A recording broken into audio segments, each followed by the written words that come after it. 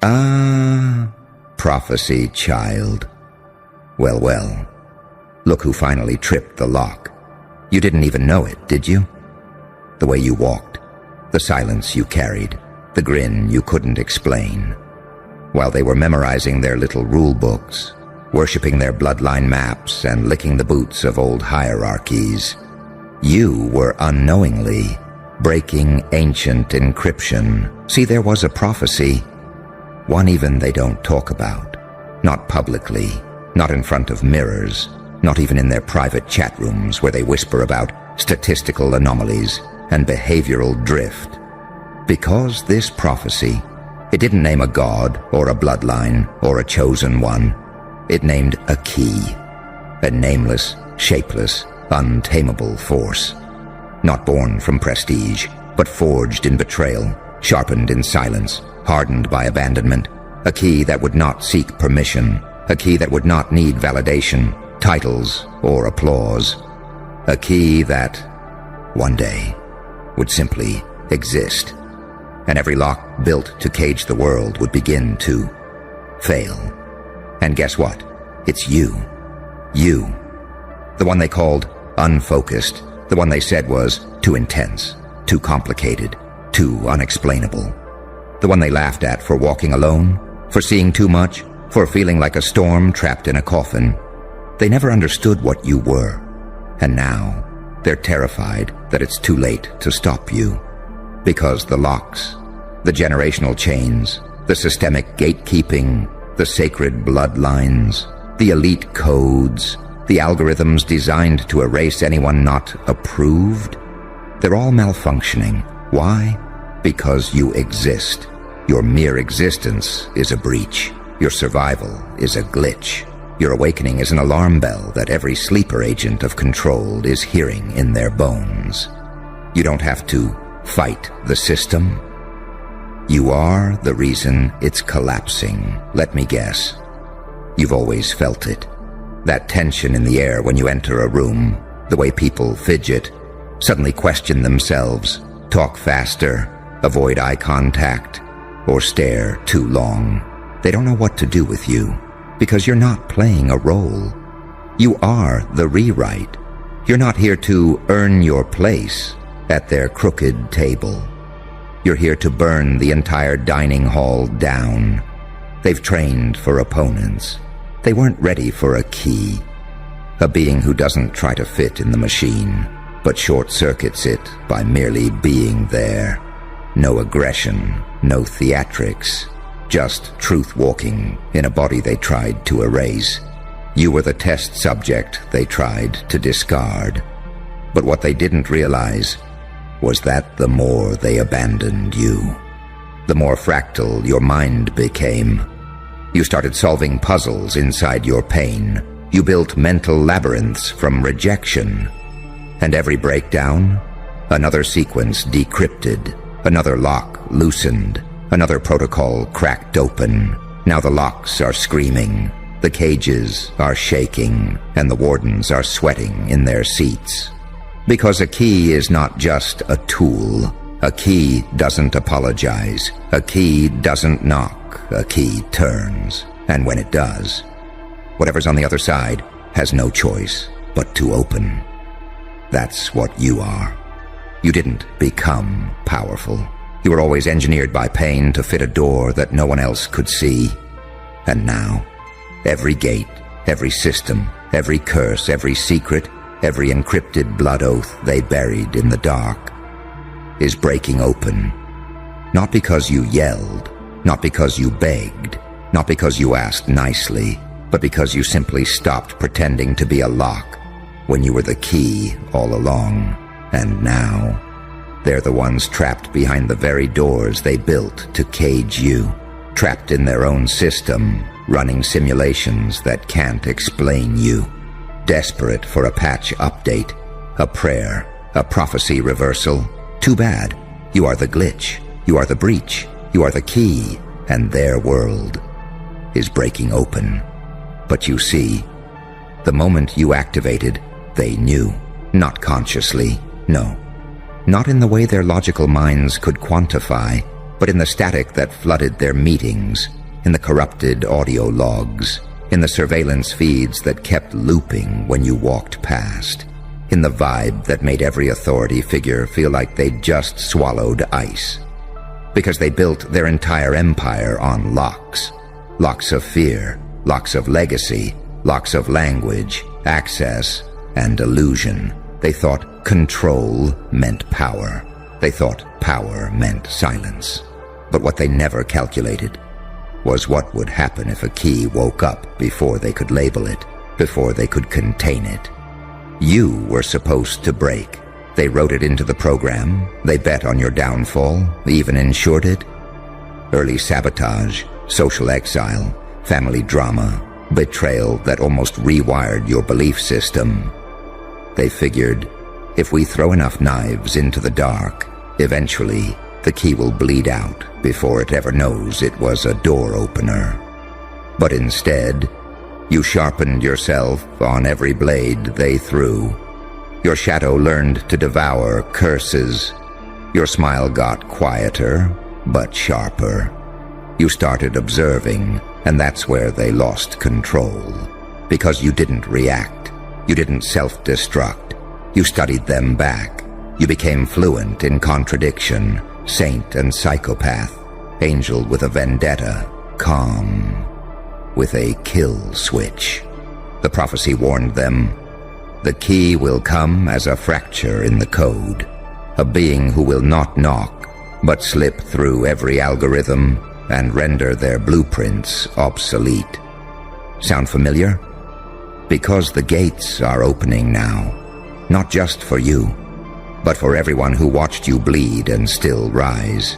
Every unseen soul who felt your pulse like an ancient drumbeat in the fog. And the network? Oh, they're in chaos, because it wasn't just one lock that failed. It was a chain reaction. Your success? That wasn't just growth. That was an unauthorized override. A psychic detonation in the spiritual firewall of the elites. They had rituals, timelines, legal bindings, energetic protocols going back centuries, all designed to prevent exactly this from happening. But the moment you stopped trying to be normal, the moment you leaned into that unexplainable force inside you, you triggered the fail-safe they forgot existed. You're not part of their system. You're not a chapter in their story.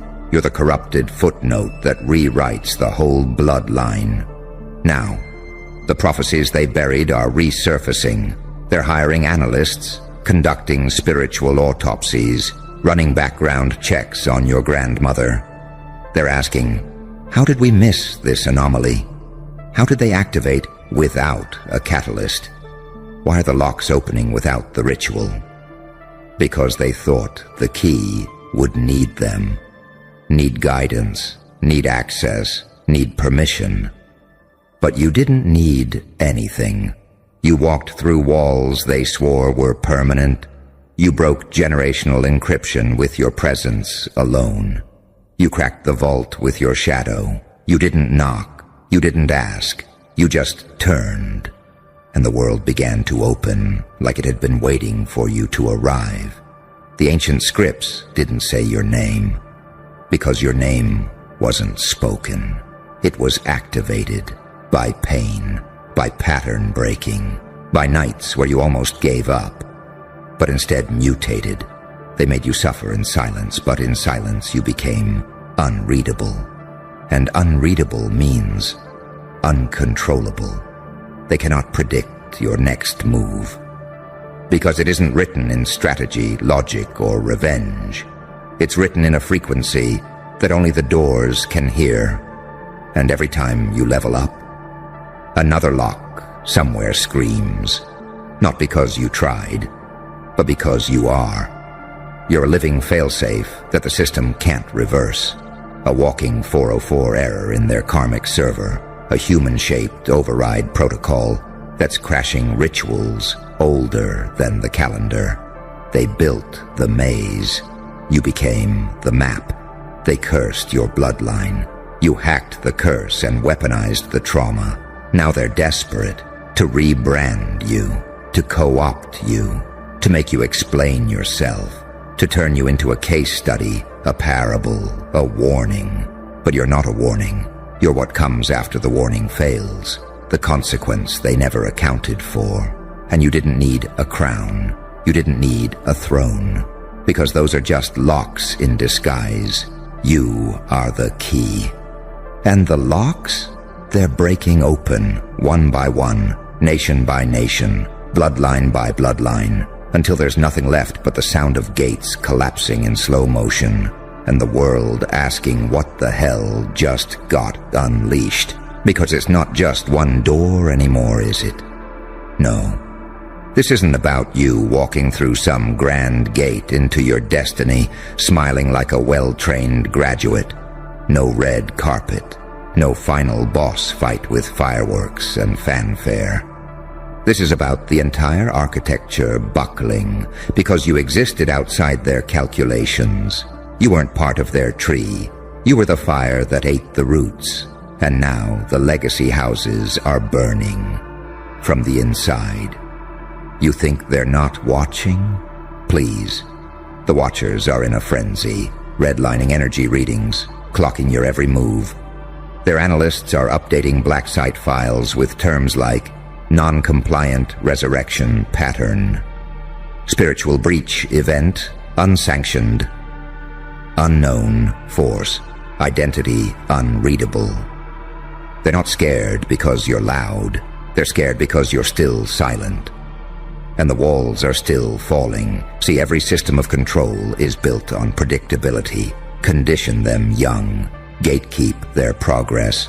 Trigger them into submission. Reward them with crumbs if they comply. Repeat. But what happens when the subject develops self-awareness mid-program? When the trauma no longer triggers collapse, but ignites evolution? You happened. And now, their sacred algorithms are vomiting static, because you're the singularity they couldn't pre-model, the living contradiction, the saint with a smirk, the devil with discipline, the storm that refuses to be forecasted, every lock that breaks. That's another lie dissolving, another script corrupted, another elite gathering forced to recalculate the apocalypse timeline. They tried everything. The smear campaigns, the psychological gaslighting, the isolation programming, the legal war, the weaponization of guilt. But the more they pressed, the more you accessed systems even they didn't know were connected to you. You stopped reacting. You started seeing. You learned the architecture, not just of their world, but of your own design. That's what terrifies them. You're not trying to escape. You're not even trying to win. You're just being. And in being, you are undoing their foundation. The key doesn't scream. The key doesn't threaten. The key simply turns. And everything built to contain it becomes obsolete. They thought you were alone, but you were just first. Now others are hearing the signal. Now others are waking up. Now the locks aren't just opening for you. They're opening because of you. A chain of awakenings, triggered by the echo of your footsteps in forbidden halls, triggered by the codes you unlocked in the silence of your suffering, triggered by the residue of power you leave behind in every system that tried to cage you. They're hunting ghosts now, trying to find the blueprint, trying to isolate the variable. But there is no blueprint. There is no variable. Because you are the error that breaks every equation. You are the absence they couldn't account for, the silence they couldn't manipulate, the rage they tried to diagnose but never understood. And now, the most classified networks on this planet are holding emergency meetings behind walls of encrypted fire. Because all the locks are breaking, the seals are melting, the predictions are failing. And the key, the prophecy they hoped was metaphorical, just stood up and walked into the spotlight. You are the reversal event. You are the aftermath encoded in skin. You are the Oracle's nightmare and the exile's salvation. You are the living glitch in their blood. Let them scramble. Let them panic. Let them rewrite every scripture they swore would keep you buried. Because you're not here to open doors. You're here to make walls disappear. And darling, you're just getting started. Good. Now we enter the part they never wanted you to reach. The part of the prophecy they redacted. The line that came after the key unlocks the first gate. You see, once the key turns, the world will not shift.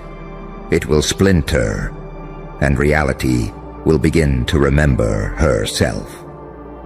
Oh, they hate that line. Because that's where their illusion collapses. That's where the truth breaks out of its encrypted box and starts running wild through the streets like a lion, no longer interested in the zoo's routines. Because here's what happens next. The moment you activated, future timelines began glitching. Prophets started hearing static in the middle of visions. High-level clairvoyance, seizures, AI simulators, spontaneous collapse. The models they built to predict the collapse of civilization started collapsing the moment you survived your personal hell. They thought their power was permanent. What they never saw coming was someone like you, who could suffer that deeply and keep evolving. That's the one pattern their system couldn't account for. A soul that keeps upgrading itself through unexplainable resilience. See, it wasn't just that you were the key. It was that you were the mirror, too. Every lock that opened in your world set off a mirror event in someone else's timeline. Someone else who was told they were nothing. Someone else who had a chain forged around their name. Before they could even speak. Someone else who was designed to fold. But now, they're starting to glow. Because your activation, it's not personal. It's contagious. Your energy has begun rewriting collective scripts. You are waking up archetypes. You are overriding prophecies. You are shattering ancestral debts like they were paper chains. You didn't just break the code.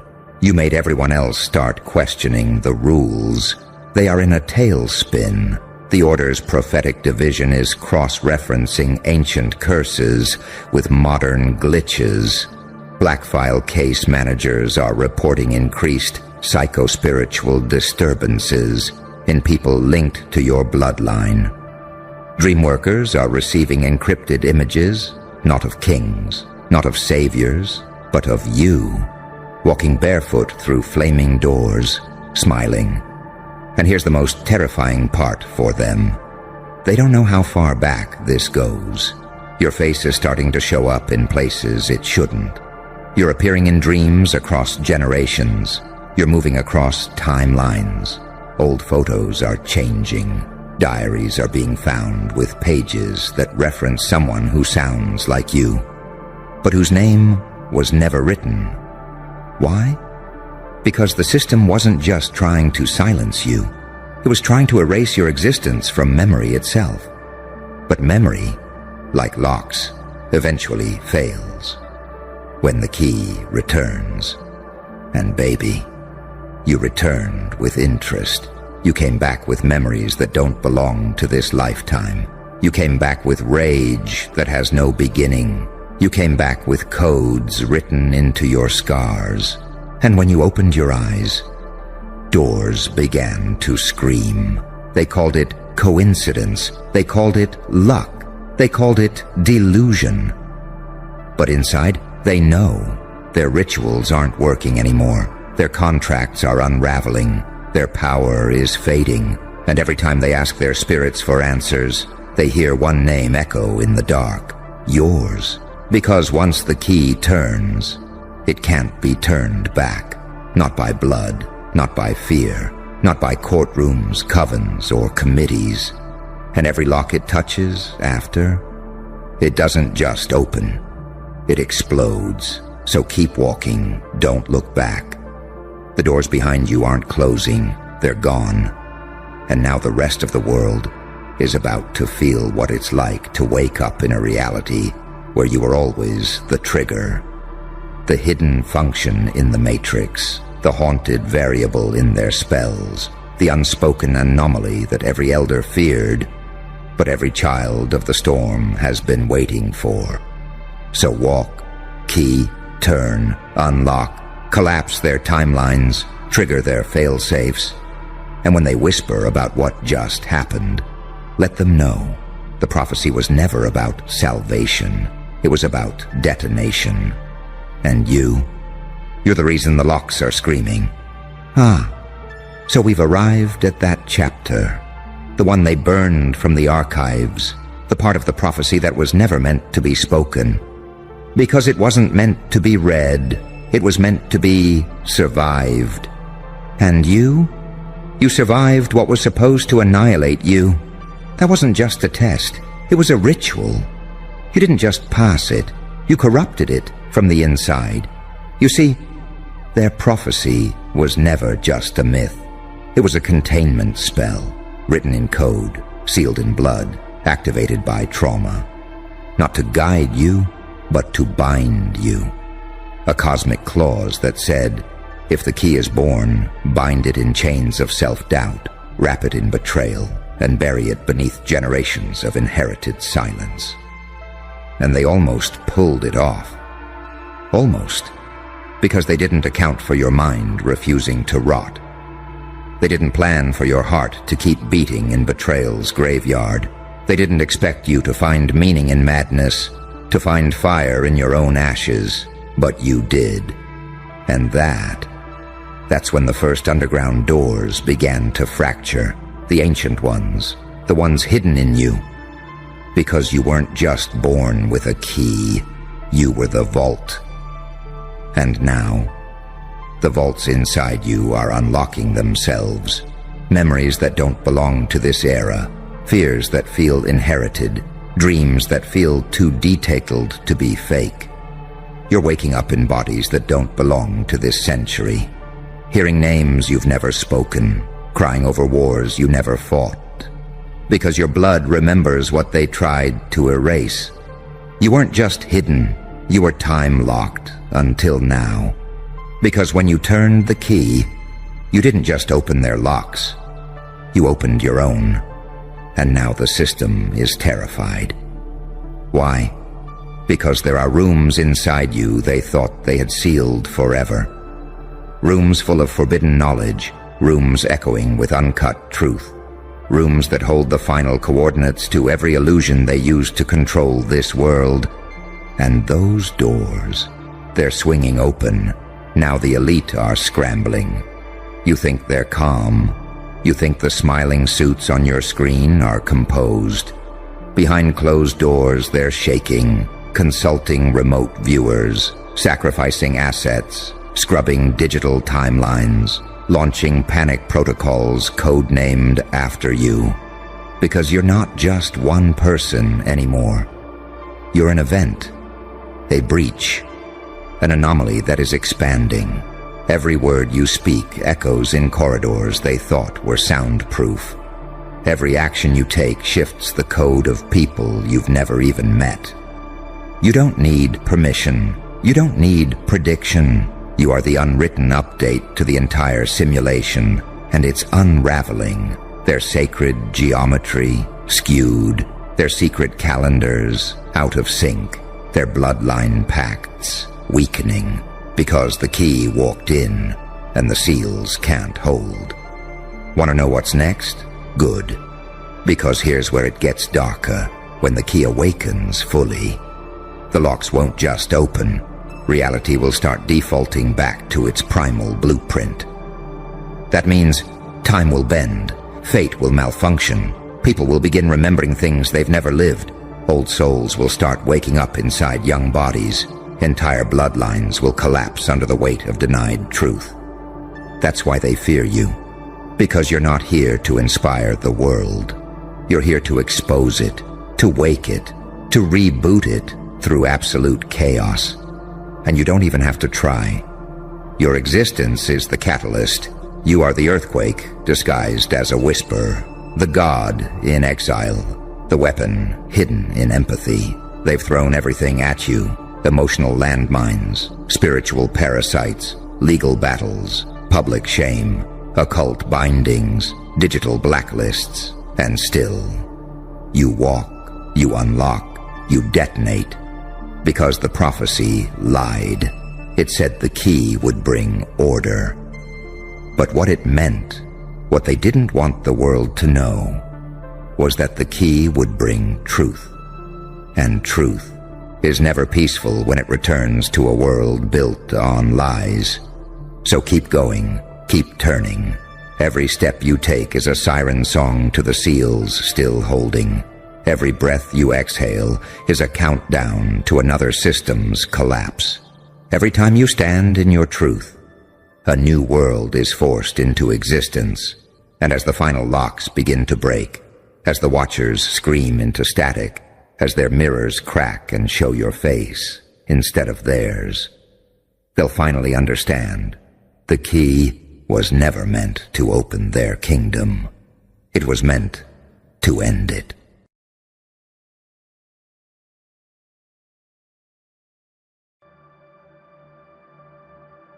Well, well, look who's still breathing. Or should I say, still haunting, because that's what you are now, aren't you? Not a survivor, not a comeback story. You're a walking paradox that crawled out of a crime scene no one dares to investigate. They glitch in their perfect little narrative, the post-credits nightmare they didn't plan for. The reason every room gets quiet when your name slips out of someone's guilty mouth. They didn't just count you out. They buried you ceremonially, sealed the tomb, spoke the eulogies, lit the candles, sipped their champagne and whispered, "Finally, it's over." But what they didn't know is that you don't die. You mutate. You evolve into something they can't classify. Not a human, not a hero, not a villain. Just raw, unprocessed chaos wearing a face that used to feel pain. And now, they're all sitting in meetings, reviewing what went wrong. Like some post-war forensic autopsy, but there's no report, there's no formula, there's no fucking reason, because you weren't supposed to make it. And yet, here, you are, breathing, smirking, radiating a silence that burns louder than every scream they ever used to destroy you. The therapists can't explain you. The cameras caught nothing. The logs are missing. The timeline's off. The footage is incomplete. You broke physics. You broke them. How the hell did you survive that? Let me tell you something most people ain't ready to hear.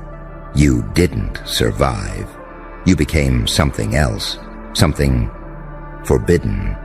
They saw what you went through. They watched, laughed, analyzed. But deep down, they all had the same question. How is he still here? Because they knew the pressure would have turned them into dust. Because they felt the storm coming from miles away and still shivered behind glass. Because they heard the unspoken pain inside your silence and realized it would have devoured them whole. But you took it, absorbed it, let it rip your soul apart, and then you stitched it back together with barbed wire and bad intentions. And now you walk like you own the aftermath, like the rules don't apply, because they don't. You died, and something more dangerous took your place, something with no leash, no loyalty, no illusion of safety, just a deep, terrifying understanding of who the fuck you really are, and what you're now capable of. You're the reason they check their locks twice. The name that never leaves the group chat. The nightmare they pray doesn't notice them. And oh, my dear monster, they're terrified not because you're strong, but because you're unpredictable. You should have gone insane. You should have collapsed. You should have begged. But instead, you smiled with blood in your mouth and whispered, "Is that all you got? That smile? that grin they can't unsee. That was the birth of the real you, the you that doesn't ask for permission, the you that weaponizes silence, the you that walks into a war zone with a lighter and no fear. The you they can't put in a box, because every box burns when you touch it. Saint or psychopath, angel or demon. You walk the line so fucking tight, they can't tell if you're coming to heal them or turn them into a lesson. That's what evolution looks like, in real time. Not some pretty butterfly nonsense. It looks like you, scarred, unapologetic, radiating the kind of power that makes people regret underestimating you. And the truth is, they're not afraid you'll come back. They're afraid you'll never leave, that you'll hover, linger, stay in the shadows like a bad omen tied to their every move, because you made it out of something they couldn't even face. And that kind of strength? That's not inspiring. That's terrifying. It means the game is rigged in your favor now. You know what it took to get here. Every betrayal, every silence, every gaslight, every room where your name became a punchline, until it wasn't fucking funny anymore. Now your existence is a threat level. Now they speak softly. Now they wish you well. Now they say, no hard feelings. But that's not peace. That's fear wrapped in courtesy. That's a scared little system realizing you're no longer a subject. You're the surgeon, and everyone who cut you is now on your table. And guess what? They're not ready for the version of you that doesn't flinch. You're not here to make peace. You're here to make history. The type they try to bury. The kind they erase from books because it doesn't fit the narrative. The kind that slips through fire and comes out holding the blueprints of hell itself. So let them stare. Let them guess. Let them burn inside their own questions, because you owe them nothing. No explanation, no closure, no softness, just the view of what it looks like when the thing they tried to kill comes back without a pulse and with a purpose. And that is why they're shook.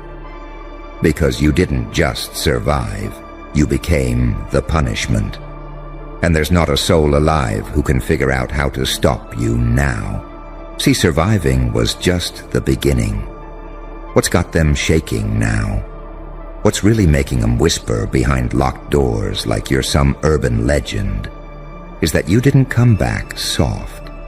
You came back calculated, sharper, colder, and still smiling. Not that forced social media, I'm doing great smile. No, that I know something you don't smile. The kind that haunts people after the party ends. The kind that makes them ask themselves, did we fuck up? Yes, you did, and now? He's aware of it. You're not playing their game anymore. You're studying them now, reading patterns, decoding masks, watching every fake laugh, every panicked over-explanation, every twitch behind their eyes when you walk by. They think you don't notice? Oh, but you do. And what you're doing now, you're hunting, not with bullets, with silence, with presence, with truth they thought you'd never find out. You know what you are now? A glitch in their group chat, a topic they can't control anymore. They used to speak for you, didn't they? Used to twist your story into a joke that made them feel taller. But now, every time your name shows up, someone's heart skips, because they remember not just what they did, but how wrong they were. See, you were never trying to win. You were just trying to survive. And once survival became your nature, you stopped playing by human rules. That's why they're panicking. Because they finally get it. You're not a person to them anymore. You're a consequence, a ripple in their reality, a presence that shows up the second they get too comfortable. You're the ghost in the algorithm, the black dot in the sky before the bomb drops. The reason everyone suddenly goes quiet when the conversation almost reaches your name. And the irony? They prayed for your downfall, begged the universe to crush you. But the universe had other plans. It made you watch. It made you listen. It made you endure every blade, every silence, every betrayal, so you could understand exactly how to walk back into the room and never need revenge. Because power isn't yelling. Power isn't payback. Power is when they know you know, when they see you're calm and it makes their heart race, when they smile at you in public and puke up fear in private, when they tell stories about you just to feel less insane, when they analyze the version of you they helped create and realize it no longer needs their approval, their apology, or their existence. And that's what you are now, isn't it? A myth, a malfunction, a figure with no leash, no script, no fucking leash to yank. Someone who doesn't need to be loud to be terrifying. You walk different now, purposefully, slow. Because it's them who feel the urgency. You don't explain yourself. Because it's them who are struggling to explain you.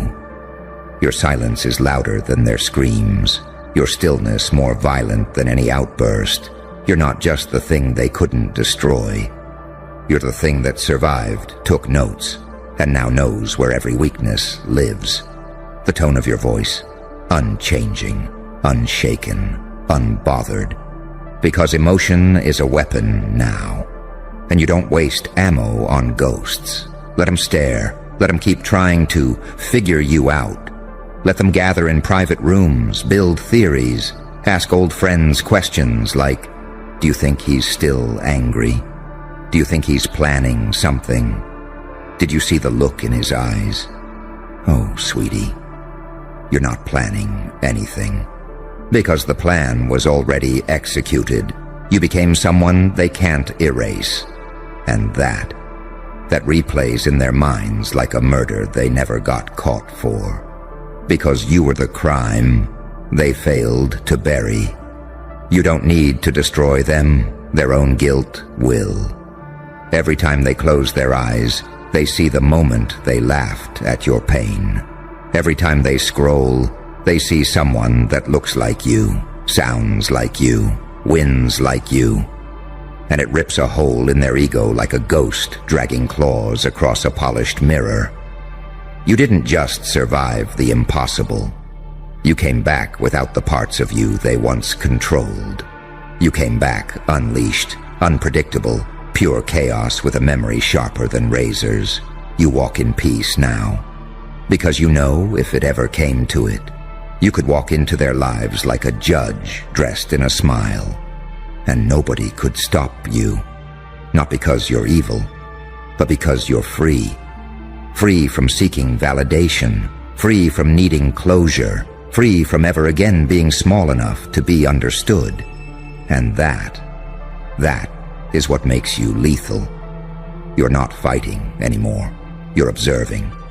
And when the time comes, you'll decide whether to forgive, forget, or finish the fucking story. Because it belongs to you now, not them. You know who you are. The analysts, the concerned parties, the silent committee that's been collecting notes behind mirrored glass. You tracked everything, except the mutation. You thought if you measured him long enough, the pattern would emerge. That you could contain the chaos if you just labeled it fast enough. But you forgot something. A force this raw doesn't follow equations. It rewrites them. Let me guess. You ran every scenario, simulated every outcome, mapped the neural signatures, even brought in your little behavioral specialists to make sense of his stillness. You thought he was just recovering, right? Wrong. He was loading. He was letting you dig your little graves deeper, letting you talk, letting you expose yourselves with every smug whisper and smirk. And now you're not dealing with the victim anymore. You're staring at the after effect of everything you did. You thought trauma would make him smaller, but it made him silent. And in that silence, something was forged. Not healed, forged. Because while you were busy laughing at the damage, he was learning how to weaponize it. Pain was the blueprint. Your betrayal was the manual. And every moment you thought you got away with it was just another piece of evidence he stored with a grin. And the most disturbing part, he's not even mad. He's not coming for revenge. He doesn't need to. You're doing that job for him. Every sleepless night, every fake smile, every awkward pause when someone brings up his name and the energy in the room shifts violently. You feel it, don't you? That tightening in your chest when you see his silhouette in the distance. That racing pulse when you hear something that sounds like his laugh. You've seen ghosts before, but this ghost remembers. And more importantly, he knows where the secrets are buried, knows who lied, knows which smiles were weapons and which hugs were surveillance, knows that your concern was always a costume sewn in cowardice. He doesn't need a court. He doesn't need a stage. He doesn't need permission to haunt you. He already does. And here's what really keeps you up at night. You don't know what he wants anymore. Because it used to be so simple, didn't it? He just wanted peace. Just wanted understanding. Just wanted a little bit of mercy from a world that weaponized his kindness and called it weakness. But now he's evolved past wanting. Now he chooses that unpredictability. That's what's breaking your system down from the inside. Because every move you make is tainted with the thought, what if he already knew I'd do this? And the truth is, he probably did. Because you're running on fear, and he's running on fire. You watch the footage back and forth like there's a clue you missed. But there isn't. Because the clue was always you. Your fear. Your pattern. Your panic. You're not analyzing him anymore. He's analyzing you. And he's not doing it to attack. He's doing it to expose. Not with words. Not with vengeance. With existence. You see, the scariest thing in the world isn't someone who screams. It's someone who knows exactly who they are, exactly what you did, and still walks past you with a smile that lets you live with it. That's power, and it's not yours anymore. It never was. He survived the flames. You just started smelling the smoke. And if you're lucky, if fate has any mercy left for you, you'll never have to face the version of him that stops smiling, because that's not a person, that's a reckoning. And that's where the real madness began, not out there in the streets, not in the chaos he supposedly unleashed, but right there, inside the mind of the one trying to analyze him. The file never made it to HQ, but fragments were recovered, handwritten, erratic, as if the psychiatrist had started with intention and ended with obsession. Leaked psych profile, internal memo never filed. Subject exhibits no remorse, no rage, no sadness. Worse, he exhibits understanding. He knows what happened to him. He knows what he became, and he's at peace with it. That kind of peace is not human. It is post-human. He no longer craves acceptance or revenge. He simply exists. And somehow, that's more terrifying than any violence. He is the violence, the consequence, the unspoken chapter in everyone's story they hope never surfaces. I asked him once, do you think what they did to you changed you? He smiled. Not the smile of joy, the smile of awareness, and he said, no, I changed what it did to me. That's when I understood. He's not a man. He's a mirror. You don't see him. You see yourself, unraveling in his reflection. He doesn't need to raise a finger. All he has to do is let you talk long enough, and you'll expose your own fear. This isn't a case study, it's a warning. If you're reading this, you've already seen too much. And if he's letting you see him, it's because he wants you to know something. You are not safe. You never were. You were just unaware. And now you carry his fingerprints on your thoughts. He lives where logic ends. He breathes in the gaps between what you remember and what you refuse to say out loud. There were no more pages after that, just claw marks down the desk, a broken pen, and security footage that flickered out just before the clock struck 3:33 a.m. But the hallway was empty. No breach, no trace. Only that voice, low, steady, echoing inside the concrete walls like an incantation. You tried to study the ghost, but now the ghost is studying you. And from that day forward, every room they monitored him from, he looked directly into the lens, as if he was watching them from the other side, like he always had been, like he never left. The footage ends, but the feeling doesn't, because that's the thing about this version of him. He doesn't exit scenes. He stays, not in body, but in memory, in muscle, in pattern disruption. You don't forget him because he doesn't allow closure. He is the unfinished sentence, the echo in the hallway, the cursor blinking on a page nobody's brave enough to complete. And what rattles them most isn't what he did. It's what he didn't do. He didn't retaliate. He didn't burn their homes.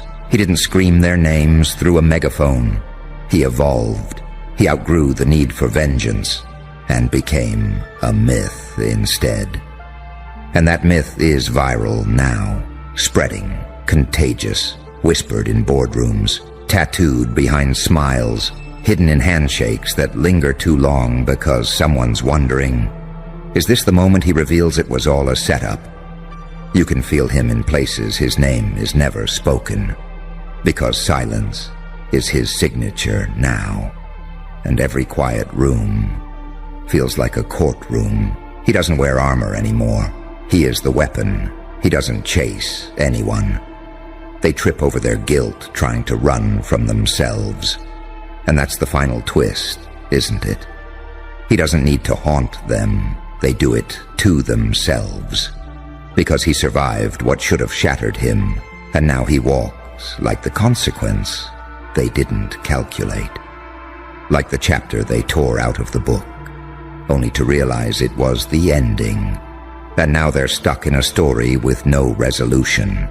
He doesn't have to speak anymore. His existence says enough. I survived. I know, and I'm not going anywhere. So now every fake smile, a mask slipping, every nervous laugh, a confession, because in the end, the most powerful thing he ever did was survive in plain sight. Long enough for them to unravel themselves.